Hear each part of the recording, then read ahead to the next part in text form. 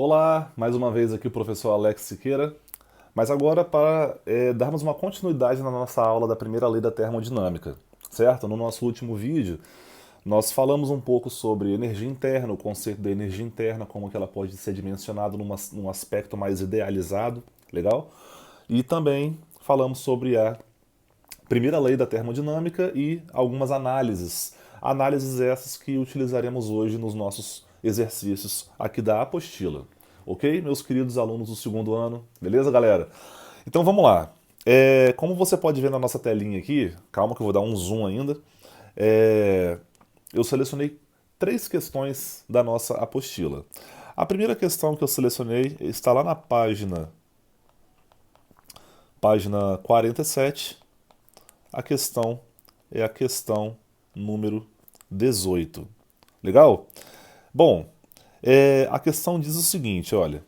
A variação da energia interna de um gás perfeito em transformação isobárica foi igual a 1.200 joules. Se o gás ficou submetido a uma pressão de 50 newtons por metro quadrado e a quantidade de energia que recebeu do ambiente foi igual a 2.000 joules, a questão ela pergunta: então a variação do volume sofrido pelo gás durante o processo foi de quanto? Legal? Galera, inicialmente vamos aqui, como sempre, anotar os dados da questão, nos organizar. E quais são os dados dessa questão? Vamos ver aqui agora?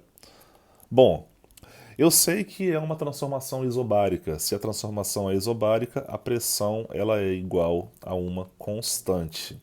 Ou seja, a pressão não muda. Legal? Ele diz que a variação da energia interna foi igual a 1.200 joules. Ele diz que a pressão, o valor da pressão, essa pressão que não muda, vale 50 newtons por metro quadrado. E ele disse que a quantidade de energia, né, a quantidade do calor que esse gás recebeu do meio externo foi igual a 2.000 joules. A pergunta da questão é: qual é a variação do volume? A pergunta é essa e é até bem clara. Legal? Como é que a gente pode começar a resolver essa questão? Vamos lá? Variação do volume. A variação do volume está relacionada a quê ou a quem? Se você respondeu o trabalho, você acertou, né? Então eu primeiro tenho que pensar no trabalho, certo? Encontrar esse trabalho, qual foi o valor desse trabalho, para aí pensarmos em como que esse volume variou. Legal? Qual é a relação que nós temos entre trabalho, variação da energia interna e o calor que o gás recebeu? Bom, de acordo com vamos lá? Primeira lei da termodinâmica, nós temos o quê? Muito bem. A primeira lei da termodinâmica diz que a variação da energia interna é igual ao calor menos o trabalho. Note que desse ponto inicial nós temos essa primeira informação, nós temos essa segunda informação e nós gostaríamos de descobrir essa terceira informação, que eu quero descobrir de fato o valor do trabalho. Legal? Então tá. É, Bom, a variação da energia interna ela vale 1.200 joules. A quantidade de calor que esse gás recebeu vale 2.000 joules. E vamos descobrir, portanto, quanto que vale o trabalho. Legal? Vamos fazer uma troca, né? Vou passar o trabalho para lá, vou passar o 1.200 joules para cá.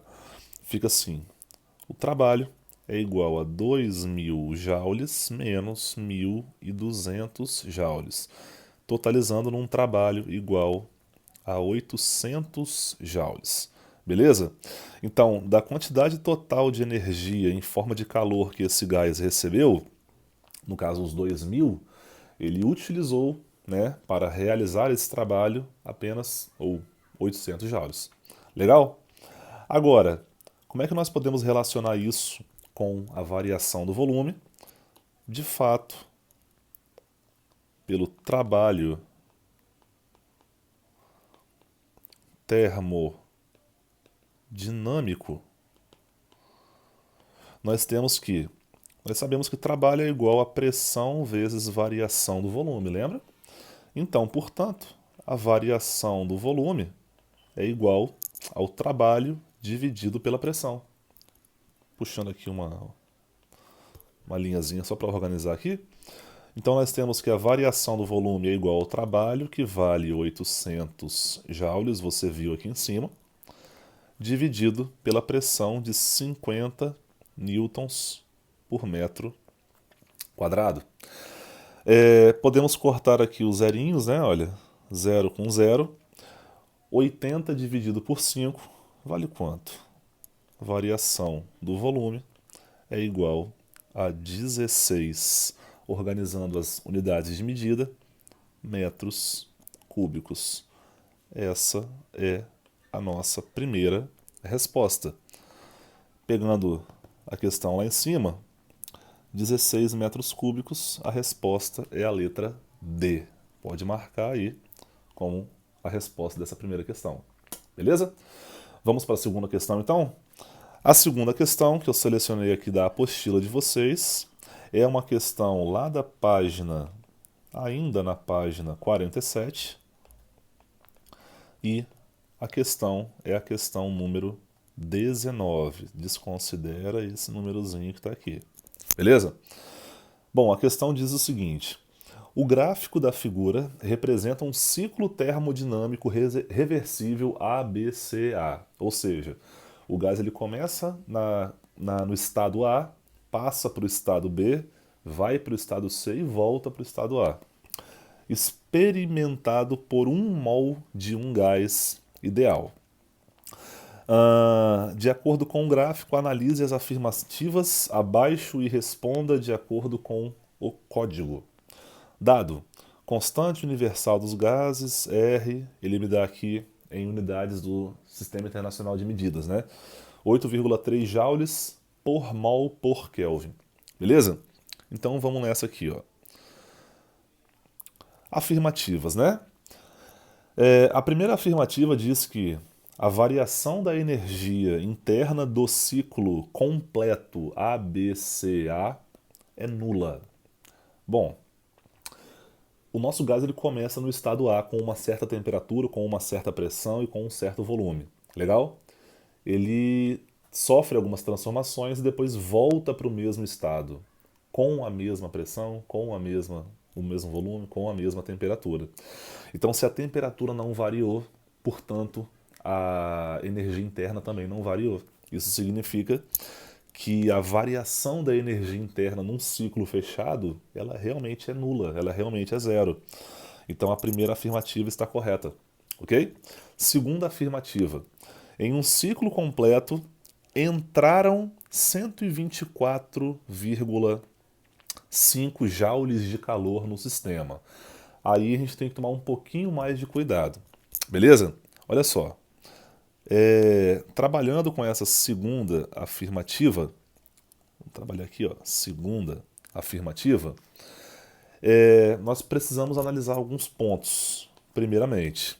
Primeiro vou utilizar aqui a primeira lei da termodinâmica, delta U é igual a calor menos o trabalho. Nós sabemos que, pelo fato do ciclo ser fechado, a variação da energia interna ela é nula, ela é igual a zero. Então isso significa, portanto, que o trabalho é igual à quantidade de calor. Beleza? Veja bem, como é que eu posso descobrir então se esse calor ele é um calor correto, né? Nós podemos pegar e calcular através desse gráfico aqui, quanto que vale o trabalho, beleza? Mas uma coisa importante que nós temos que analisar em relação a esse gráfico é que esse gráfico ele tem um deslocamento, digamos assim, que é no sentido anti-horário. Então isso significa que o trabalho é negativo, certo?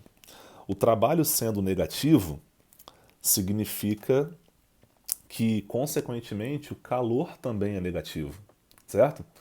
Se o calor é negativo, esse material, esse gás, desculpa, ele não recebe calor de fora, ele fornece o calor para fora. Então vamos ler de novo aqui essa segunda afirmação.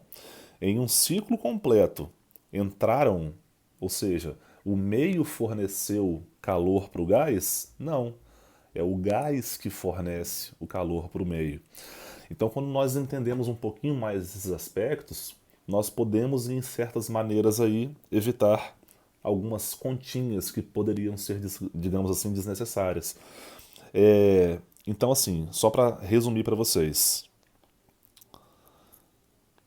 ciclo anti-horário no gráfico, né? Anti-horário, anti-horário. Beleza? Isso significa que o trabalho ele é negativo. Portanto, o calor também é negativo. Se o calor é negativo, não é o meio que está fornecendo calor para o gás. É o gás que está perdendo o seu calor e fornecendo ele para o meio. Beleza? Então a segunda afirmação ela está equivocada. Terceira afirmação. Terceira afirmação. A temperatura do sistema no ponto A, a temperatura do sistema no ponto A vale 300 Kelvin. Olha só. O negócio é o seguinte. Vou pegar aqui mais um pouquinho aqui em cima. No ponto A, quais são as informações que nós temos? A pressão do ponto A, ela vale 24.900. Não sei se dá para ler direito aqui, mas é 24.900 Pascal, ou seja, newtons por metro quadrado. Ok? Então vamos anotar aqui embaixo. 24.900 newtons por metro quadrado. Ainda no ponto A, qual que é o volume do ponto A? O volume do ponto A está aqui, ó. O volume do ponto A vale 0,10 metros cúbicos. Volume do ponto A, 0,10 metros cúbicos. Beleza? Eu sei que eu tenho uma certa quantidade de 1 mol desse gás. Então, N vale 1 mol. E a questão me forneceu que a constante universal dos gases, já nas unidades do Sistema Internacional de Medidas, vale 8,3 joules por mol por Kelvin. Beleza? Então, qual que é a relação entre essas informações que nós temos com o que ele quer, que é a temperatura lá do ponto A? Eu tenho P, eu tenho V, eu tenho N, eu tenho R e quero achar o T. Não dá para fazer outra coisa senão trabalharmos com a equação de Clapeyron. Desculpe aí os que falam francês muito bem pela minha pronúncia, mas é a equação de Clapeyron. Legal? Bom, P V é igual a N vezes R vezes T. Pressão, volume e temperatura de A. Legal? Bom, eu quero encontrar a temperatura de A, então a temperatura de A isolada ficaria sendo como a pressão vezes o volume dividido pelo N e pelo R. Ok? Colocando as informações na expressão matemática, nós temos que a temperatura do ponto A vai ser pressão 24.900. Não vou usar unidades agora, tá? O espaço está curto. Volume 0,10 dividido por N, que vale 1, e R, que vale 8,3. Puxando uma linhazinha aqui. Bom, esse resultado, já fazendo, você pode conferir a conta depois, mas esse resultado já realizado vale 300 Kelvin. Legal? Voltando então aqui na nossa afirmativa, a terceira afirmativa, a temperatura do sistema no ponto A vale 300 Kelvin. Bom, sim, vale 300 Kelvin. Então, a número 3 também está correta. Beleza? A 2 está errada, a 3 está correta. Então, quais são quais são as afirmativas corretas? Afirmativas 1 e 3. Resposta letra A. Beleza?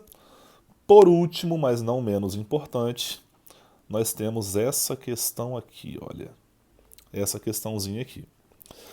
Um botijão de cozinha contém um gás sob alta pressão. Ao abrirmos esse botijão, percebemos que o gás escapa rapidamente para a atmosfera.